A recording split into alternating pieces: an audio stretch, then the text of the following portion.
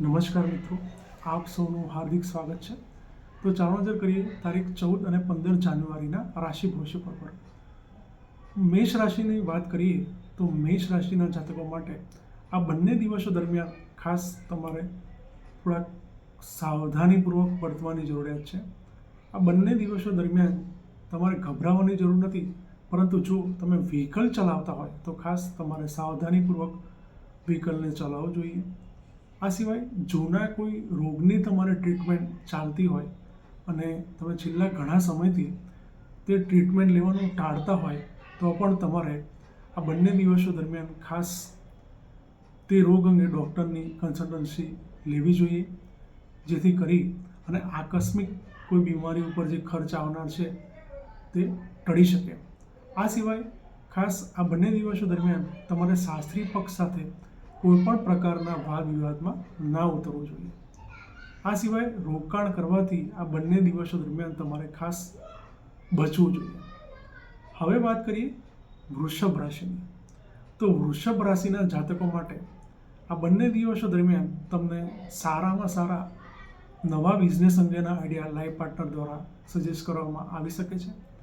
આ સિવાય જો તમે કોઈ સ્ટાર્ટઅપ સ્ટાર્ટ કરવા માંગતા હોય, પરંતુ કોઈક ને કોઈક વિઘ્નને કારણે છેલ્લા ઘણા સમયથી આ સ્ટાર્ટઅપ શરૂ ના થઈ શક્યું હોય, તો આ બંને દિવસો દરમિયાન બની શકે છે કે તમે આ સ્ટાર્ટઅપ સારામાં સારી રીતે શરૂ કરી શકો છો. રોકાણની વાત કરીએ તો રોકાણ માટે પણ આ બંને દિવસો તમારા માટે લાભદાયક સાબિત થઈ શકે છે. હવે વાત કરીએ મિથુન રાશિની. તો મિથુન રાશિના જાતકોને આ બંને દિવસોને થોડાક ચેતીને પસાર કરવાની જરૂરિયાત છે. આ બંને દિવસો દરમિયાન બની શકે છે કે ક્યાંક તમારે સિઝનલ બીમારી ઉપર ખર્ચ કરવો પડે. જો તમે ક્યાંક લોન માટે એપ્લાય કર્યું હોય તો બની શકે કે તેની અંદર થોડીક રૂકાવટ આવી શકે. આ સિવાય આ બંને દિવસો દરમિયાન ક્યાંક જૂના કોઈ કોર્ટના કેસમાં તમે હો તો બની શકે તમારે ક્યાંક કોર્ટના કેસને લઈને ક્યાંક બહાર જવું પડે. રોકાણ કરવાથી ખાસ આ બંને દિવસો દરમિયાન તમારે બચવું જોઈએ. હવે વાત કરીએ કર્ક રાશિની. તો કર્ક રાશિના જાતકો માટે આ બંને દિવસો દરમિયાન તમને ખાસ સંતાનો તરફથી કોઈક સારામાં સારા સમાચાર પ્રાપ્ત થાય એવું બની શકે છે. આ બંને દિવસો દરમિયાન જો તમે લવ અને રિલેશનશિપમાં હશો તો બની શકે છે કે તમને પ્રેમી અને પ્રેમિકાનો સારામાં સારો સહયોગ પ્રાપ્ત થાય. આ બંને દિવસો દરમિયાન બની શકે છે કે ક્યાંક તમે કોઈ નવી સ્કિલ પણ શીખો. જો તમે રોકાણ કરવા માંગતા હશો તો આ રોકાણમાં પણ આ બંને દિવસો દરમિયાન કરેલું રોકાણ તમને લાભ કરાવી શકે છે. હવે વાત કરીએ કન્યા રાશિની. તો કન્યા રાશિના જાતકો માટે આ બંને દિવસો દરમિયાન ખાસ જો તમે ડોક્યુમેન્ટ સંબંધિત કોઈ કામ હાથમાં લેવાના હોય તો તેમાં ખાસ તમારે થોડીક રૂકાવટ આવી શકે છે. તમે જે પણ પ્રયત્નથી કામ પતી જવાનો આશય રાખ્યો હોય, બની શકે કે તમારે કામમાં થોડુંક વધારે પ્રયત્ન કરવો પડે અને પછીથી તે કામ ઉકેલાય. બની શકે છે કે તમારે તે કામને લઈને દોડા ધક્કા પણ થોડા વધી જાય. આ બંને દિવસો દરમિયાન એવું પણ બની શકે છે કે ક્યાંક તમારે તમારા દૂર રહેતા પાડોશીને મળવાનું પણ બની શકે છે. આ બંને દિવસો દરમિયાન રોકાણ કરવાથી પણ ખાસ તમારે બચવું જોઈએ. હવે વાત કરીએ તુલા રાશિની. તો તુલા રાશિના જાતકો માટે આ બંને દિવસો દરમિયાન ખાસ તમારી વાણીના કારણે તમને સારામાં સારો લાભ મળી શકે. આ બંને દિવસો દરમિયાન જો તમે બિઝનેસ કરતા હશો તો બિઝનેસમાં પણ તમને સારામાં સારી ગ્રાહકી જોવા મળી શકે છે.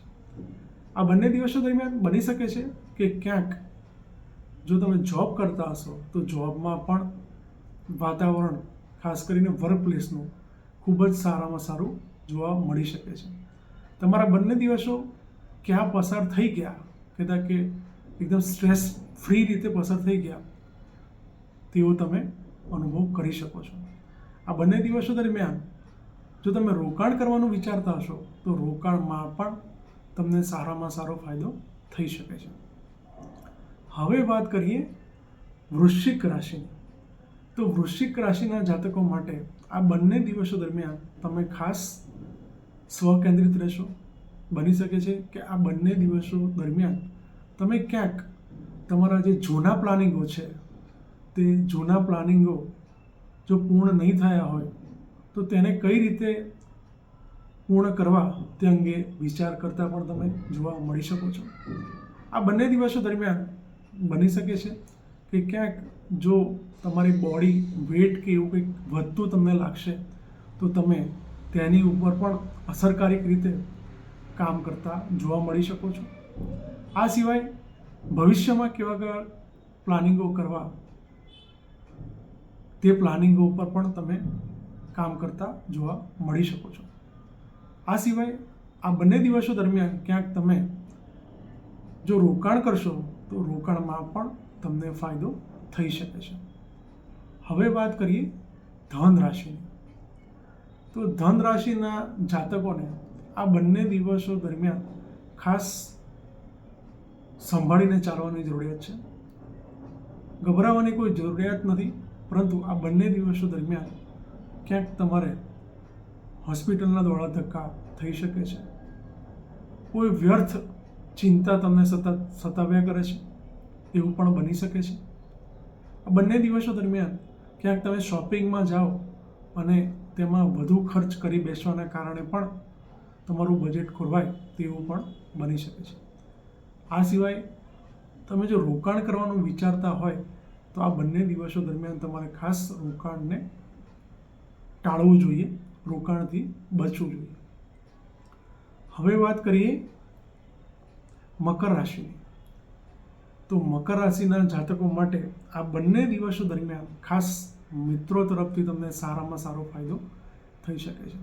જે જાતકોને જોબ નહીં હોય તે જાતકોને મિત્રોના રેફરન્સથી જોબ મળે તેવી પણ શક્યતા છે. જે જાતકો બિઝનેસમાં હશે પરંતુ બિઝનેસમાં જોઈએ એવી સફળતા કહેતા કે બિઝનેસ જોઈએ એવો ચાલતો નહીં હોય તો તેમને પણ મિત્રોના સજેશનથી ધંધામાં કોઈક નવી દિશા પણ મળી શકે છે. રોકાણની વાત કરીએ તો રોકાણમાં પણ આ બંને દિવસો દરમિયાન તમને સારામાં સારો લાભ થાય તેવી શક્યતા છે. હવે વાત કરીએ કુંભ રાશિની. તો કુંભ રાશિના જાતકો માટે આ બંને દિવસો દરમિયાન જો તમે જોબ કરતા હશો તો તમારા સહકર્મચારીઓનો સારામાં સારો સહયોગ તમને પ્રાપ્ત થશે. આ બંને દિવસો દરમિયાન જો અગાઉ તમારા બોસ સાથેના સંબંધો બગડ્યા છે તો તે સંબંધોમાં પણ મીઠાશ આવતી જોવા મળી શકે છે. આ બંને દિવસો દરમિયાન એવું પણ બની શકે છે કે ક્યાંક તમારું પ્રમોશનનું ફોર્મ ભરાઈ રહ્યું હોય તો તેમાં પણ તમારી પોઝિટિવ રિમાર્ક જાય અને તેના કારણે પણ તમને સારામાં સારો ફાયદો થઈ શકે છે. આ બંને દિવસો દરમિયાન જો તમે રોકાણ કરવાનું વિચારતા હશો તો રોકાણમાં પણ તમને સારામાં સારો ફાયદો થઈ શકે છે. હવે વાત કરીએ મીન રાશિની. તો મીન રાશિના જાતકો માટે આ બંને દિવસો દરમિયાન કરેલું રોકાણ તમને સારામાં સારો ફાયદો કરાવી શકે છે. આ બંને દિવસો દરમિયાન બની શકે છે કે ક્યાંક તમે ધાર્મિક સ્થળની મુલાકાત લઈ શકો છો. આ બંને દિવસો દરમિયાન બની શકે કે ક્યાંક તમે આર્થિક સંકળામણમાંથી પસાર થઈ રહ્યા હોય અને કોઈ પણ રીતે કોઈની હેલ્પ ના મળી રહી હોય તો બની શકે કે તમારા ફાધર જ તમને આ બંને દિવસો દરમિયાન હેલ્પ કરે. બની શકે છે કે આ બંને દિવસો દરમિયાન તમને એવું લાગશે કે નસીબ જાણે તમારો સાથ સહકાર આપી રહ્યો છે. જો તમે રોકાણ કરવા માંગતા હશો તો રોકાણમાં પણ આ બંને દિવસો તમને કોઈક ને કોઈક રીતે સારામાં સારો ફાયદો કરાવે તેવી શક્યતા છે. આ સિવાય આ બંને દિવસો દરમિયાન તમારે ક્યાંક તમારા ગુરુ કે વડીલ સમાન વ્યક્તિને મળવાને કારણે નસીબનો અને ખાસ એક નવી ઉર્જાનો સંચાર જીવનમાં થતું હોય તેવું પણ તમે અનુભવી શકો છો. હવે વાત કરીએ વિવિધ રાશિઓની. તો મેષ, મિથુન, કન્યા અને ધન આ રાશિના જાતકોએ ખાસ રોકાણ કરવાથી આ બંને દિવસો દરમિયાન બચવું જોઈએ. જ્યારે કર્ક, વૃશ્ચિક અને મીન આ રાશિના જાતકોને રોકાણ કરવાથી લાભ થાય તેવી શક્યતા છે. ઓમ નમઃ શિવાય.